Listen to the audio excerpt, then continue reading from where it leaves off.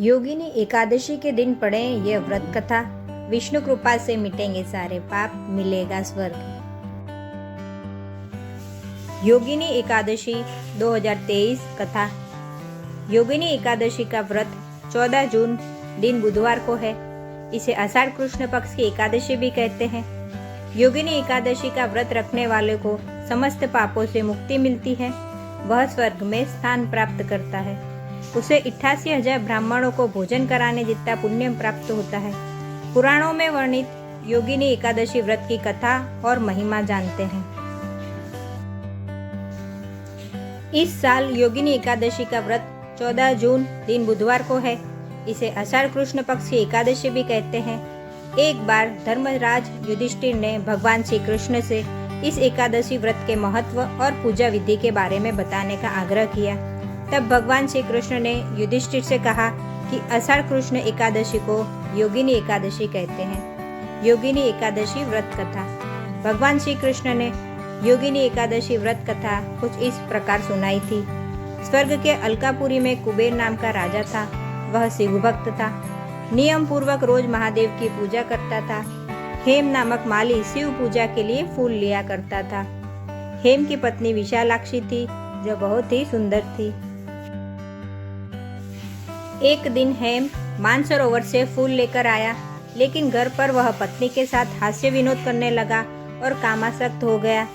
दूसरी ओर राजा हेम के पुष्प लेकर आने का इंतजार करता रहा। दोपहर तक हेम नहीं आया। उसने सिपाहियों को माली के घर भेजा ताकि पता लगे कि वह क्यों नहीं आया।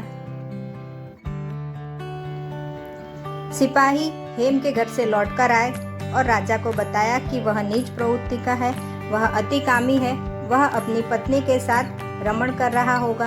राजा कुबेर ने हेम को दरबार में बुलाया। वह कांप रहा था। राजा ने क्रोध में कहा कि तुम पापी और अधर्मी हो। शिव पूजा के लिए फूल लेकर नहीं आए। तुमने भगवान भोलेनाथ का अनादर किया है। तुम श्राप के योग्य हो। राजा ने हेम को श्राप दिया कि वह पृथ्वी लोक पर जाकर कोढ़ी होगा और पत्नी का वियोग सहन करेगा। श्राप के कारण हेम तुरंत ही स्वर्ग से धरती पर गिर गया। पूरे शरीर में सफेद कोढ़ हो गया। उसकी पत्नी भी कहीं गायब हो गई। धरती पर उसने बहुत ही दुख भोगे। जंगल में वह बिना भोजन और पानी के भटकता रहा। रात में सो नहीं पाता था। शिव कृपा से उसे पिछले जन्म की बातें याद थी। एक दिन वह मार्कंडेय ऋषि के आश्रम में पहुंच गया। उसने मार्कंडेय ऋषि के पैर पकड़ लिए। उसने अपनी पूरी कहानी उनको बताई। तब मार्कंडेय ऋषि ने कहा कि वह एक व्रत के बारे में बता रहे हैं जिसको करने से उद्धार होगा। उन्होंने कहा कि यदि तुम आषाढ़ कृष्ण एकादशी का व्रत विधि पूर्वक करोगे तो पाप से मुक्त हो जाओगे। हेम ने मार्कंडेय ऋषि को प्रणाम किया, फिर वहां से चला गया।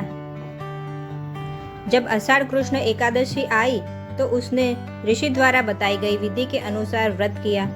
भगवान विष्णु की कृपा से उसका कोढ़ ठीक हो गया और वह अपने पूर्ण स्वरूप में आ गया। वह फिर से अपनी पत्नी विशालाक्षी के साथ स्वर्ग में सुखपूर्वक रहने लगा।